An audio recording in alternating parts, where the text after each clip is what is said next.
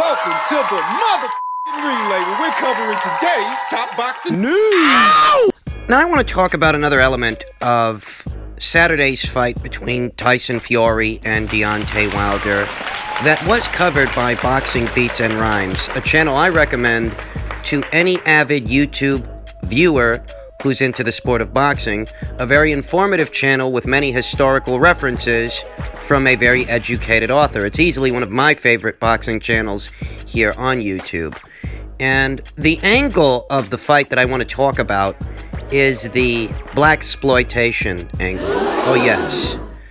You see, there was an effort made by Deontay Wilder, in particular, this being Black History Month, to galvanize the black boxing fans here in America by trying to make this a, black guy versus white guy race war kind of thing. And this was anything but. I'll say that this approach is rather unoriginal. It's almost like they were trying to replicate... Ain't no they, it's just Wilder. Well, not they, so much as just Wilder. It's almost as if he wanted to replicate the buildup of what was 1982's Holmes versus Cooney. Larry Holmes versus Jerry Cooney. The buildup for that fight was one of the most volatile buildups the sport has ever seen because there were obvious racial tensions associated with the buildup of that fight. That was a career-defining fight for Larry Holmes, and racial tensions were very high in the buildup of that match. We know that the Easton Assassin won, and that was that. And it kind of felt, from the first Wilder versus Fury fight, Wilder's infamous tirade to the likes of Radio Raheem, To this day! interjecting racial elements, racial components, as if Tyson Fury was somehow the oppressor or represented the oppressors of black people in America, and that Wilder would be the one to champion the cause in defeating this oppressor, when nothing could be further from the truth. That ain't what this is. This was a marketing angle, folks, a rather unoriginal and tactless marketing angle that these days is very much outdated, because there are those out there like myself that realize that if this is how you seek to galvanize certain members of the boxing community at large, you are in fact exploiting them. You're exploiting their hardships. You are exploiting the day-to-day circumstances that are very much a part of reality in America as a means to generate revenue. And that in and of itself makes it exploitation. Because Tyson Fury versus Deontay Wilder, 1 or 2, was never a race war. And Tyson Fury himself, in the build-up for this rematch, he made it crystal clear that that's not what this was. That is not what this is. This is a battle between two men, two of the fighters in the forefront of the heavyweight division. Nothing more, nothing less. But what this is not is a race war, as Tyson Fury is not here to show up, the black fighter per se, for the simple fact that he's a black guy. But Wilder chose another angle. He went as far as saying that he's going to turn Tyson Fury into a Black History Month trivia question, once again inserting a racial component into what is not a race war. For the longest time, I've felt that Deontay Wilder in many ways is a con man, an opportunist who has intimate knowledge of what it is to be a black man in America, which, let's be honest, folks, it can be very difficult. I mean, cases like Amadou Diallo, Abner Louima, Freddie Gray, Eric Garner. I mean, there's definitely something to be addressed there. You think? That it can be difficult. But I feel that if Deontay Wilder genuinely wanted to raise awareness for racial tensions and racism in America, he could have done that, but he went about it the wrong way, because you're attempting to vilify Tyson Fury, in a manner of speaking, as if he is the embodiment or the physical representation of your oppressor. And that's not what's going on. That's not the case. And in that way, your efforts are disingenuous, fabricated even, a marketing tactic, I dare say. and an unoriginal one. Unoriginal and exploitative. A tactic that is being used to appeal to individuals the same race as you as an avenue of opportunity for added revenue. You want to make this some kind of a race war because you feel that that's a more profitable way of selling this fight and getting attention for it. Even though in all actuality, that is not what this is, and you are exploiting the sentiments of those the same race as you by using that angle. It is exploitative To do this. to have tried to present this match as such when that's what it's not. Insensitive, even disingenuous.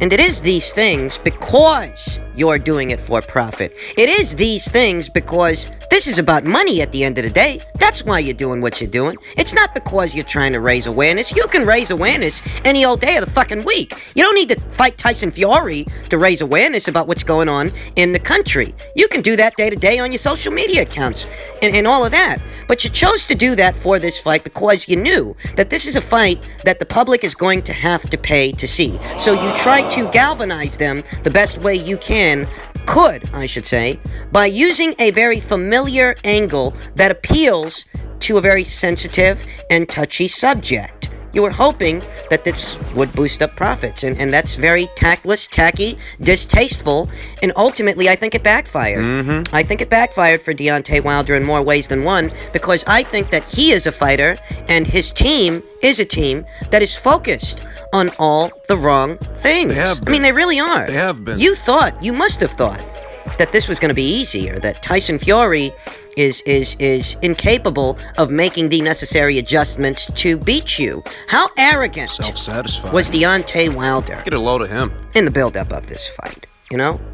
Always been of the opinion that more time and more attention went into marketing Deontay Wilder Selling him. as some kind of elite level fighter, as opposed to actually molding him into one.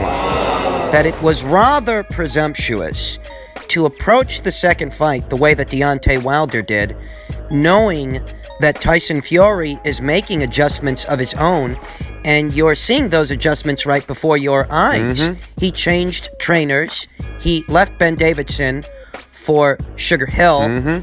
He decided to come in heavier for the second fight as opposed to what he weighed for the first, and that he was letting it be known how he felt. He felt he was robbed in the first fight, and that he wasn't going to let the judges take it from him this time, that he's coming to knock you out. I mean, Tyson Fury basically wore his plan of action, his battle strategy, on his sleeve, and this was made known to everyone in the boxing media, the boxing pundits, and the boxers themselves. And Deontay Wilder made no changes. Zero. No adjustments. None. He was presumptuous enough to think that he didn't have to change anything.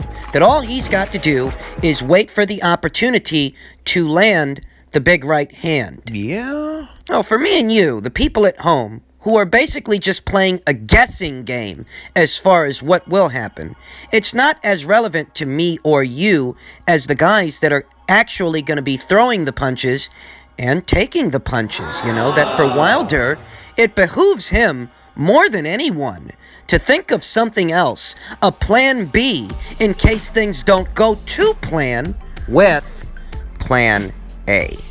That if Wilder and his people would have spent more time focusing on the nuts and bolts associated with the fight, the rematch, the mechanics of it, and potential contingencies in case Wilder's right hand is diffused, if they would have spent more time on that instead of looking at different marketing angles to sell the fight, the production, the regalia of Wilder's costume, and how much money did that cost, that if they spent more time on what actually makes a fighter an elite level fighter as opposed to selling a fighter, well, perhaps things would have worked out differently. I said it in my previous video.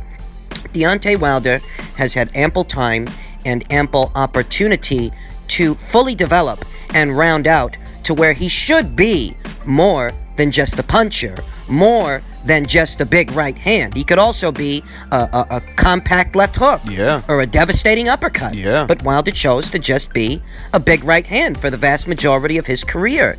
And it's all come back on him. You know, that's what happened.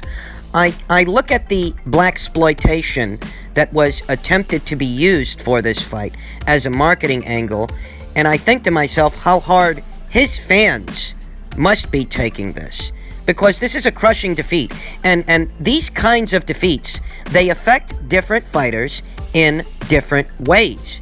If you can chalk it up to a defensive lapse in judgment, a mistake, something that can be corrected and worked around, you got a shot. You do. But when you get owned like this, from the opening bell to the final bell, you're bleeding out your nose, you got a busted lip, you're all over the place, you got no footing, you're off balance, you're not showing anything semblant of a jab in your right hand, forget about it. It took the night off. See ya. Or at least Tyson Fury told it to take the night off. As it stands, Deontay Wilder has approximately 29 to 30 days to make a decision, if he wants to go ahead with a third fight. Shelley Finkel, Wilder's manager, has indicated that they mean to invoke the rematch clause. But I think these are preliminary sentiments. I think these are preliminary thoughts that they are playing with, because behind a beating like that, you have to make some hard decisions. Is it wise to move forward with a third fight when the second fight played out the way that it did? Does it make sense? Can he change enough ahead of a third fight to where he's got a fighting chance? Because he certainly didn't look the part in this rematch. He didn't.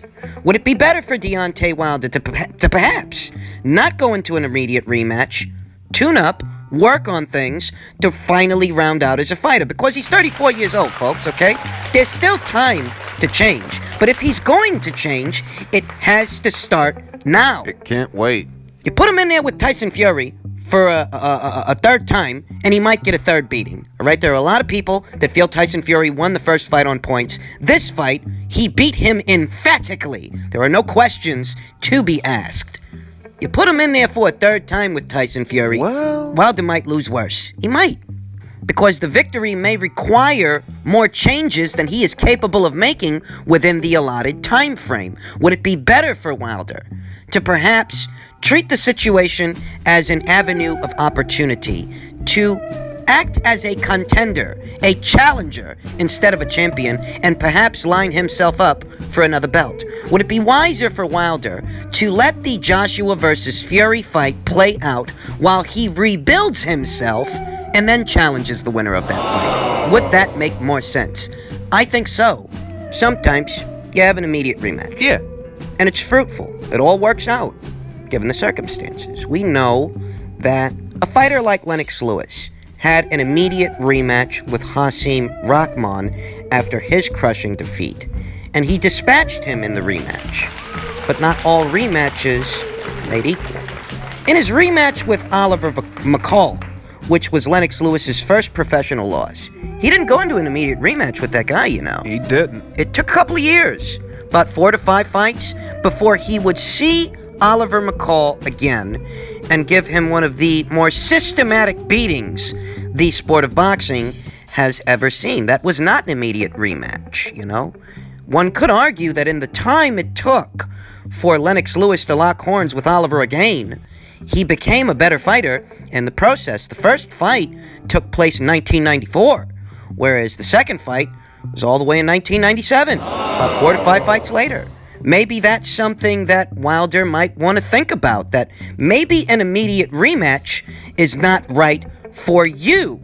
Bob Arum has made it known that if Deontay Wilder wants a third fight, they will honor the rematch clause if Deontay Wilder so decides to invoke it. But if Wilder has his mind on the long game, what comes hereafter? The next few years. Is it all about Tyson Fury?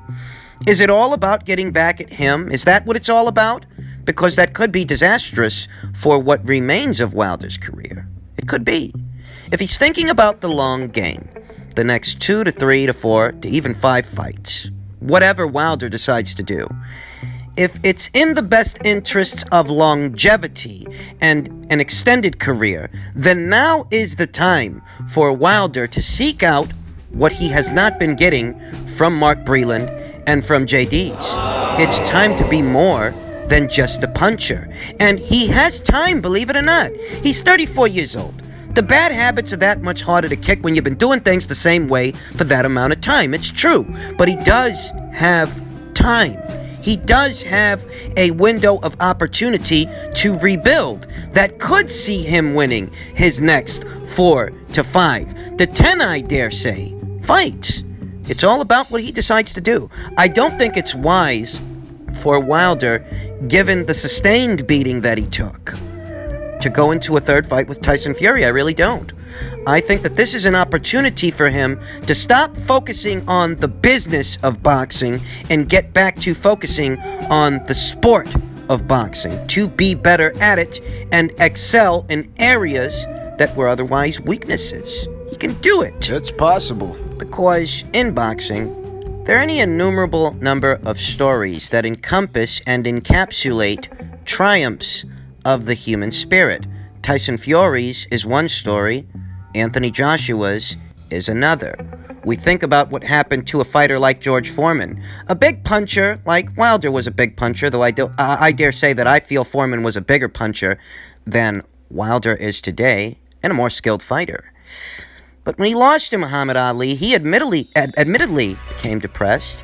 He walked away from the sport for a very long time, and he mounted a comeback that most people at that time thought was farce, was folly. You're older, you've been inactive. How could you possibly want to come back to this sport now in the shape that you're in? And had George Foreman listened to those people, he would have never beat Michael Moorer for the heavyweight title. It takes a lot of mental toughness to bounce back from this kind of stuff, though. And that is important. The makeup of the fighter's psyche, that you've just been given a reality check in the worst way in front of a lot of people. And you said a lot of big things, and it all backfired. You know, you've been using all these marketing angles, race baiting, in a manner of speaking, and now it's time to focus on what's real. It's time to get real, because you just got a reality check. And Wilder's mental makeup is going to determine what happens next. Is he a mentally strong enough fighter to recover, to become a 2-time heavyweight champion or something along those lines? Is he that kind of guy? Because I'll tell you something, a lot of guys take a loss, but a lot of guys don't bounce back from it, okay? That's an even shorter list. I don't think Deontay Wilder should pursue a third fight with Tyson Fury. I think that if he is honest with himself, his team, his supporters, and even his critics, he may get the kind of respect that he hasn't been getting if he tries to rebuild himself after this loss into the fighter that he isn't.